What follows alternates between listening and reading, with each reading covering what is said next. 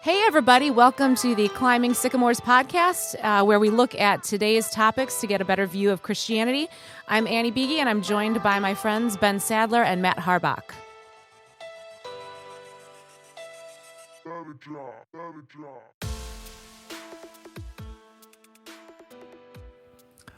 Hi.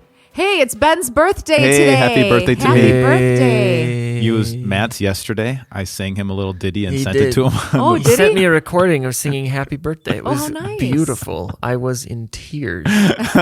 So moving. It's like nails on a chalkboard. And then and then Annie's was last week. Whatever, Black Friday this year fell on. Yeah.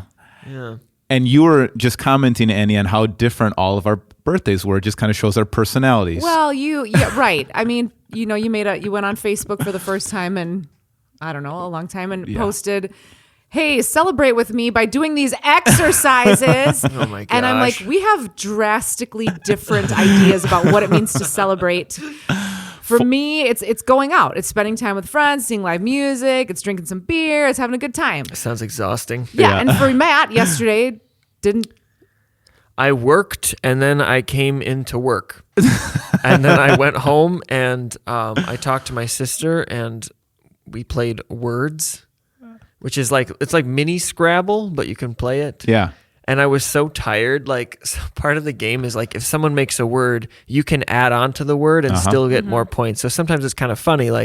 You'll just add an S and make the word plural. But if the S happens to fall on a triple word score, you'll get more points than they did, So I just found the word sked, which I didn't know was a word, S-K-E-D. what does that mean? No idea. Still don't know. But it was a word, so I wrote it down, and we were like, what? That's a word? And I was like, yeah, I knew that was a word, And my sister adds an A at the beginning and gets all the points. And I'm like, what's a sked? That's not a word. Hey, no, listen, look, I just looked it up. It's short for schedule. S-K-E-D is sked, short for schedule. Yeah. Can you have hyphenated words? Abbreviations? I guess you can. Did you just start plunking in letters, Yes. hoping for the best? Yes, that's how you play. Because it counts all kinds of things that you didn't even know were words. And as that's words. how you celebrate your birthday. And I won every time.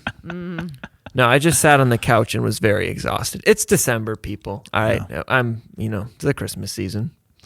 And Ben exercised, and drank coffee. Yeah, I don't drink coffee much anymore because I'm old now and it affects my sleep. So today I had, you get free Starbucks on your birthday and free Big B. So I did both of them. You had both? I didn't realize you had both. I went there in the morning and did my Bible reading at Starbucks. And then I had a couple other things and I zoomed by Big B. I'm like, oh, you get that too. So if I'm speaking You're a little feeling fast, great. yeah, I feel great. I'm going to put in a deck on my back of the house today. That's the thing I'm going to do. Clean the house. They do make decaffeinated coffee.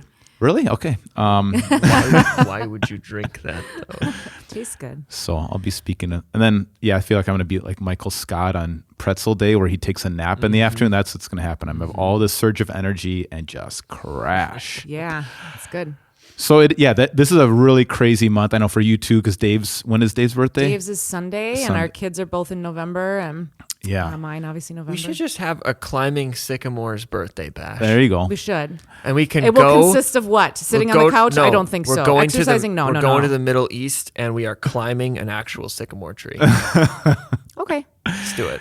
And so Emily's birthday, our anniversary, my birthday, Shelby's birthday, Annie Beege's birthday, Matt's birthday, Dave's birthday, our Annie's birthday, Jesus' birthday. It's just crazy. Literally the busiest time of the year. Yeah, so Yeah. we weren't planning that out very well. Anything else on birthdays? No, I don't. I'm not for me. Okay. Yeah, I'm looking. I haven't done the workout yet. Only a couple people jumped in on 41 snatches, 41 push-ups, I'm going to 41 be honest, all I didn't know what all those words meant.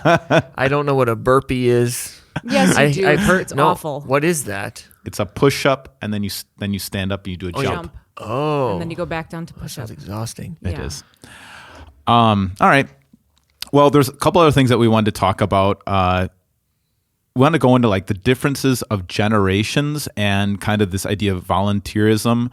I really think So, and you brought this up that like it seems like every institution that we're connected with is begging for volunteers, whether that's the schools, grade schools, high schools, our church, any church. I don't know if there's other organizations. I mean, I think if you're Salvation Army, if you're whatever, everybody's hurting for volunteers. So what were some of the thoughts that you had on that? Well, yeah, I guess I just feel like, and I don't know, it feels like it's post-COVID is kind of like COVID kind of did something.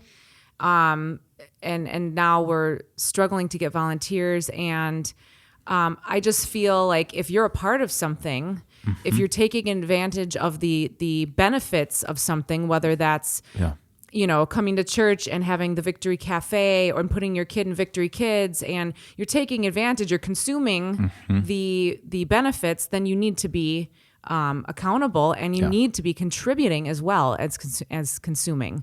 And so it's like that with the sports. If your kids are involved in an extracurricular activity, whether it's sports, theater, music, you as a parent need to be participating in the concession stand, taking tickets, whatever it is, because you're taking the benefits. To you, that's an expectation. It's absolutely. I mean, it's all part of. So if you were like the athletic coordinator or something at a school, like you're at that like opening meeting and they say like, this is how we're going to do business. And they do say that. You say like, we expect that you would Correct. sign up 2 weekends out of the year, whatever, and you'd they serve do that. concessions. I mean, you know. Right.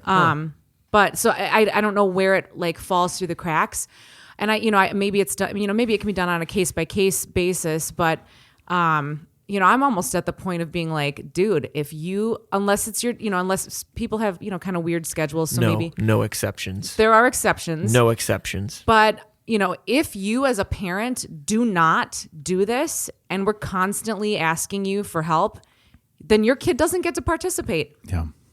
Because I think barring any weird circumstances, I don't know, maybe I'm too harsh, but I think it's interesting that you have to do that now. I mean, that's kind of, you have to put down, and I think there's a lot of reasons why that's the case. I mean, one of them is we've never been involved in so many activities. Correct. In ever. Correct. This idea that I have to be in that. I mean, Year-round even now for sports. for us, baseball's already starting right now. Yeah. We're already starting with baseball, indoor baseball practices while we're in basketball. Baseball a spring sport? Yeah, I don't know much about sports, but it seems a little cold to play baseball. Yeah, it is. But that's the thing. If you're trying to do more than one sport, you're doing that year round, and there's almost an expectation, obligation. So I think that's one thing. We're involved in so many things, and we were talking a little bit before the podcast. I think another reason why is values have really changed. We've gone from a society where you look at downtown Milwaukee, and it's almost like watching a timeline or looking at an observable time capsule. I remember driving down Greenfield Avenue. I did some work when I was in seminary on the south side of Milwaukee, and these beautiful old churches like Christ Lutheran Church or St. Peter Lutheran Church.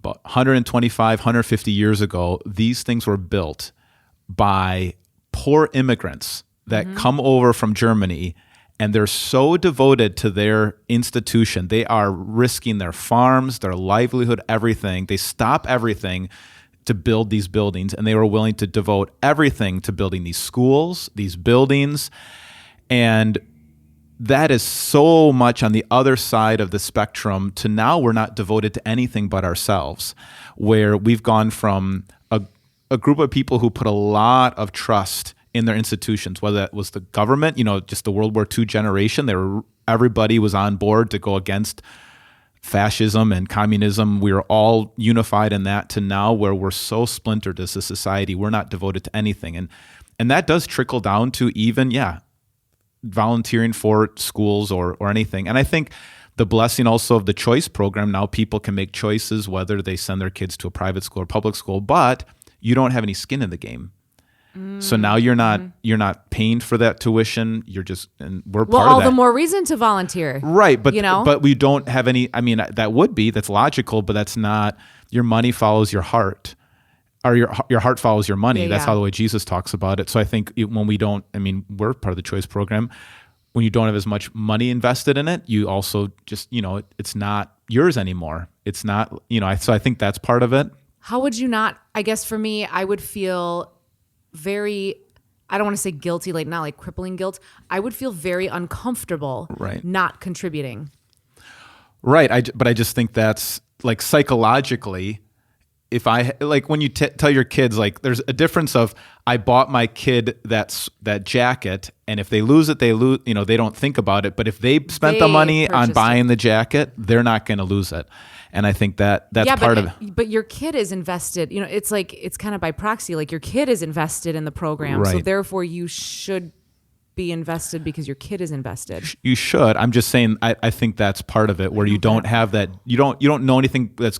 When you had to scrape every dollar to send your kid to that school, and you're volunteering, to get extra money off. Sometimes they would do that too, where you're volunteering. I know my parents volunteered at like a consignment shop that went towards my tuition. Like you're just so involved in that, in your school, in your church, in the institution. I think that's another thing that just that whole.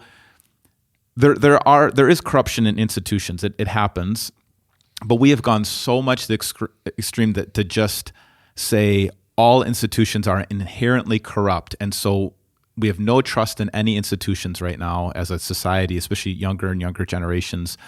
But then there's nothing really to be devoted to. Then there's nothing that's bigger than me. It's all about me. And so I think all of that adds to the lack or the reasons why there's a lack of volunteerism, and even like a church like ours too, where we are so much trying to reach unchurched people that I think sometimes people, again, don't have the same kind of allegiance. We just in our society, we have a more consumeristic society. That's why I just are so thankful for the volunteers you have in all these institutions. We're so thankful for how many people do devote time at Victory or other places, but I think it is a societal thing. And I don't think it's just our schools or our churches. I think in general, everywhere, whether you're the Salvation Army or whether you're, anything, the Lions Club, there's just not that kind of devotion. We've seen church, in the summertime here in Milwaukee, a lot of like church festivals and things that have ceased to exist simply because they don't have the manpower and the volunteers to run the festivals. So I think it's a problem. But how do we fix it? And realizing that when people don't do their part to contribute, it really puts a hardship and a burden on those who are doing it. They're taking on more to make sure things are covered and things are going to run smoothly, so that their kids and your kids or your church or your can operate and thrive.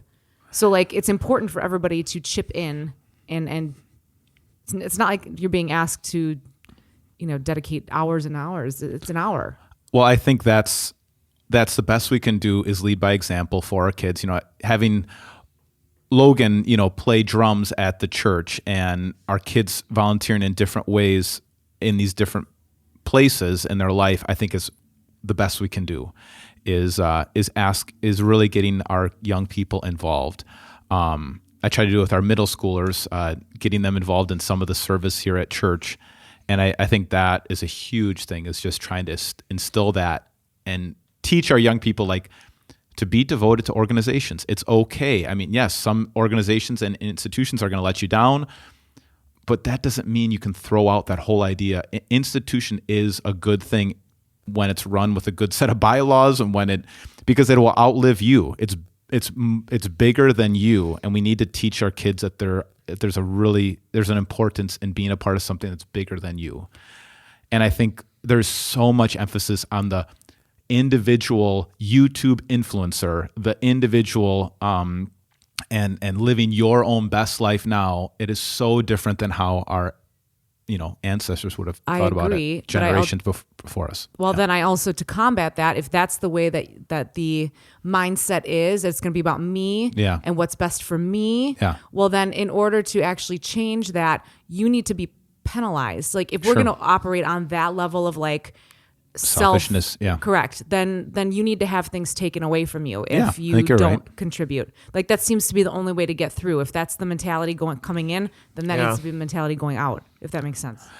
Yeah, they did that on Jonah's football team. I think that was helpful. It was just that obligation, like everybody on the team is, and here's the days you're signing up, and these are the things that we need you for, and everyone is obligated to do that at least once. And I think we could even encourage that a little bit more here at Victory and other places. Just like, hey, this is just a part of being a part of a church. This is just being a part of find something. We won't tell you what it is, but and it seems like even in the first century, this is not totally a new problem, where Paul is often just really encouraging, we're part of the body of Christ, and everyone's got a part in that body, and be devoted to one another and to the church. And so he's also, especially when they're dealing with so much in the first century, classism and racism, it was such a powerful thing. Almost every one of Paul's letters is, remember, you're all one in Christ, whether you're slave or free, whether you're Jew or Gentile, whether you're male or female, you're all part of the same church, and so act like it. So he was dealing with that for different reasons, but also it wasn't a consumeristic society. It was just very much a hierarchical society, and so some people thought it was beneath them to serve, and some people thought those people shouldn't get to serve with us. And so they had different reasons why some people weren't contributing and working together. Now I do think more of it is consumerism. Like, we just don't want to if we can't see the benefits. So like you said, yeah, you're going to have to make people feel the Suffer consequences. a little bit, yeah. Yeah. And just make it part of the understanding, and obligation. So, like I said, while we're setting a good example, which I think is important to do, I do think there has to be a consequence. Yeah, at this I think point. so. It's just psychology and just human nature that you won't change until the pain of staying the same is greater than the pain of change. Right. And so, yeah, sometimes you have to feel a little bit of discomfort. I know, like, if you don't volunteer at some of these levels, like, okay, then you'll have an additional cost. Right, You have to, right. but these volunteer hours take away some of the cost of the organization, and it's just too bad because, yeah, you again want people to be devoted to something bigger than themselves. And in general, the church, schools, these kind of organizations in the community are so valuable, so important. That's why a church has tax exempt status, because the idea was this organization is rounding up this group of people who are going to do so much good for the community that we see as a tax benefit to not tax them. And I think one of the reasons why that's kind of on the table right now is people don't see how much the church is contributing is contributing to the overall benefit of the community. And if we did volunteer more, if we were devoted more to each other and to our community, I think we could again show that incredible value that an organization can bring. So, yeah, what do you think, Matt? Yeah, I think it comes down to, like, consumerism is just the easiest way out. Yeah. So, you in order to get people, you just make it as easy as you can for everybody to join. Yeah. And so if you start laying, like, restrictions or expectations on them, they'll just go somewhere else Yeah. where it's easier. Yeah. And then Fine. eventually that implodes. But I think the problem is you have to, the way I see stuff like this is that you want to be an asset to other people, but the way to do that first is you have to kind of, like, take care of yourself. Mm-hmm. So I think Annie and you and I were talking about this the other day. Like, if you wanted to be generous, you first have to have money, right? Or, like, if you're someone who's a good listener and you like talking to people, well, you first have to make sure you have, like, enough time for yourself to kind of relax and, take stock of your own life or whatever before you go and you give your time to everybody else, or you're going to find yourself at the end of your wits very quickly. And I think that's the same thing with this, like, volunteering, is that you want to be helpful, but you have to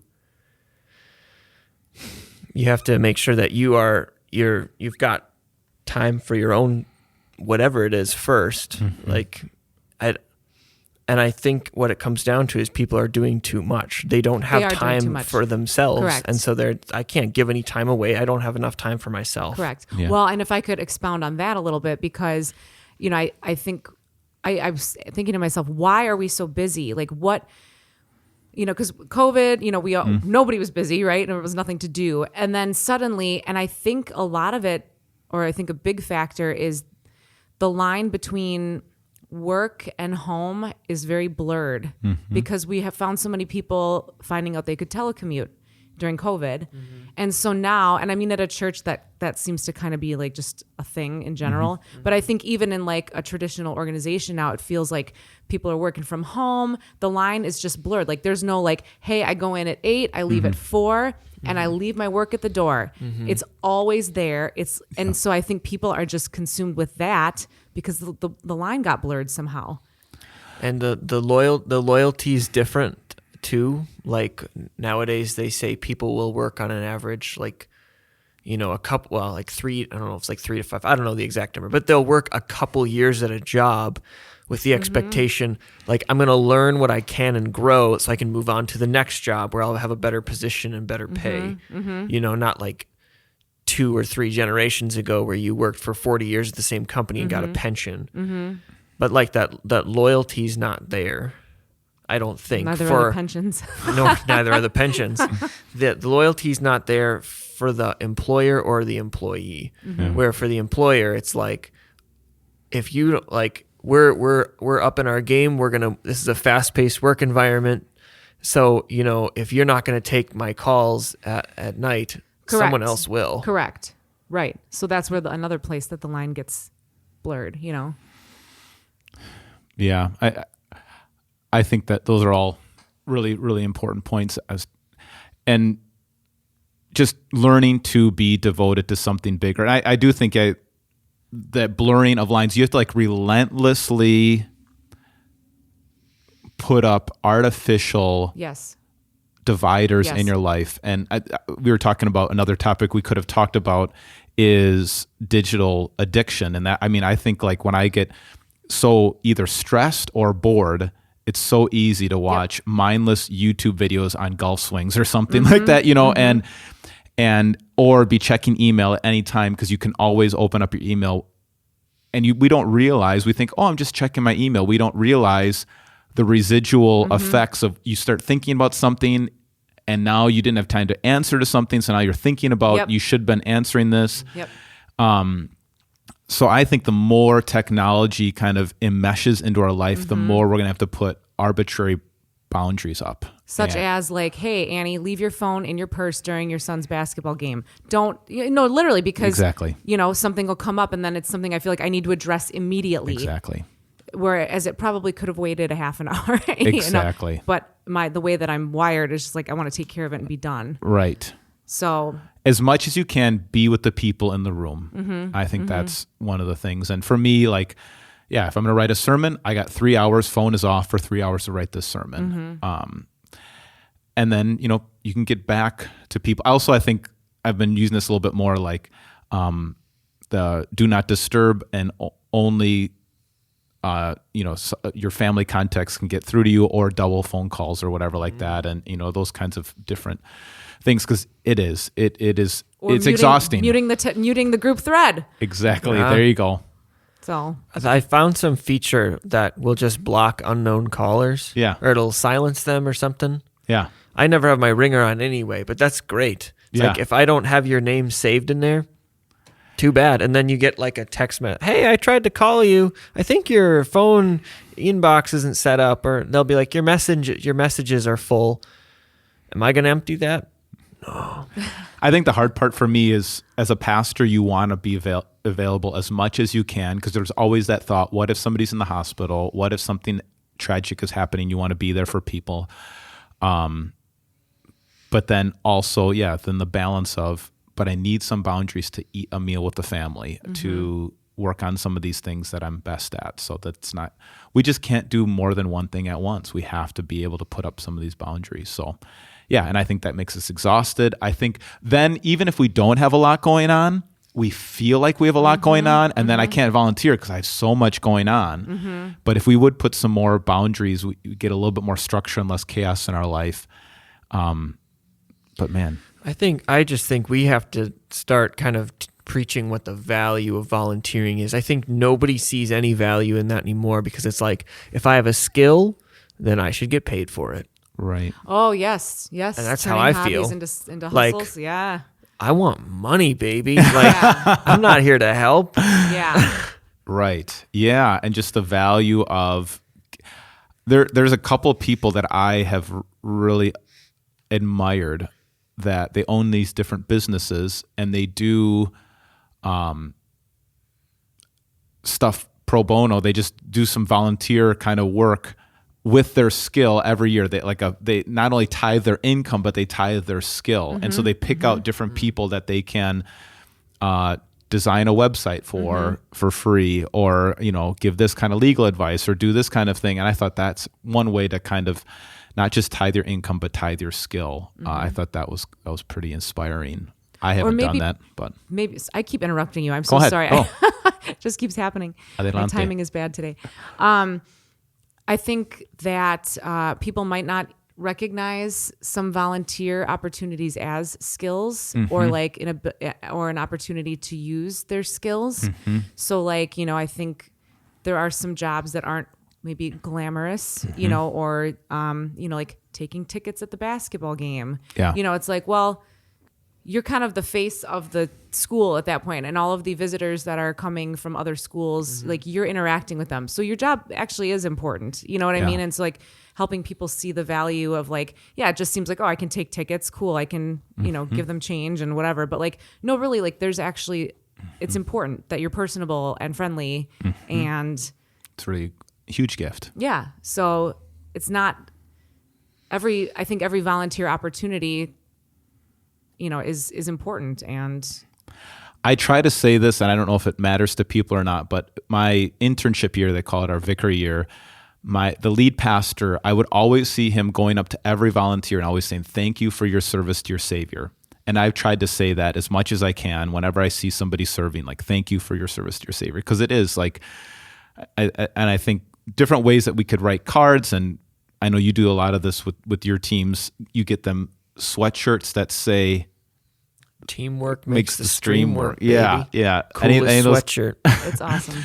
any ways that we can, maybe in even monetary or non-monetary ways, show that volunteering we really appreciate that. I think that this is valuable.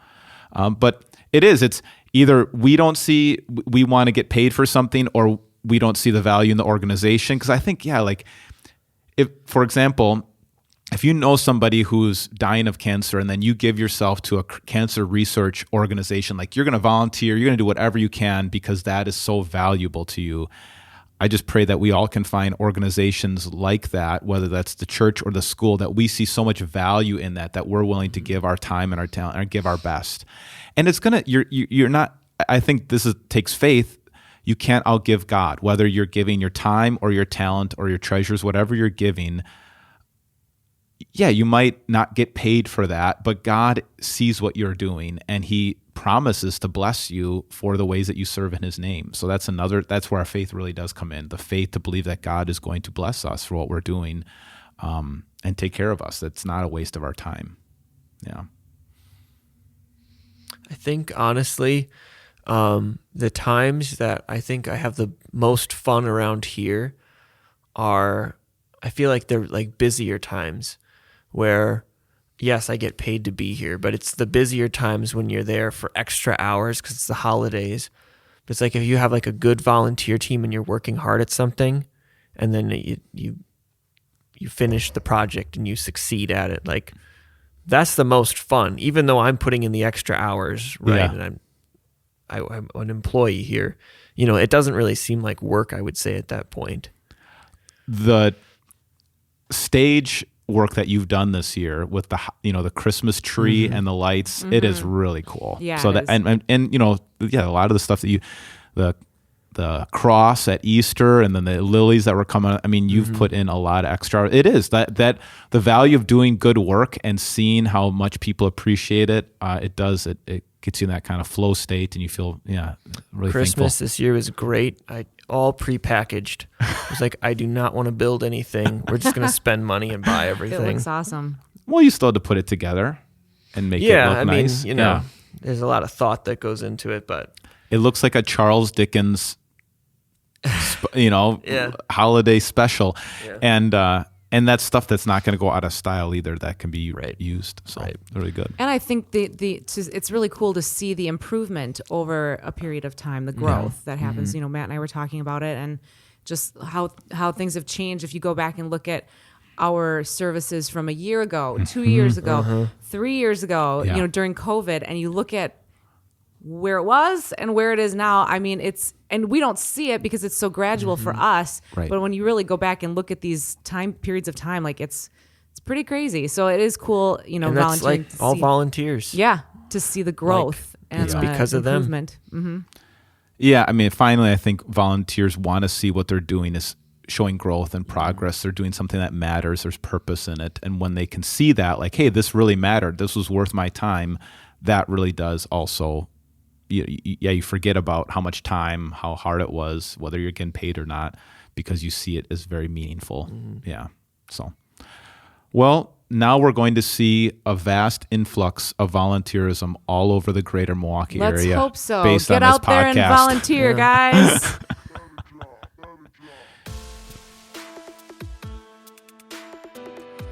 If you'd like to get a hold of us here at the Climbing Sycamores podcast, feel free to email bsadler@victoryofthelamb.com. bsadler@victoryofthelamb.com. If you like today's intro music, it's been brought to you by Andrew Lynch's song, My Name, Hello.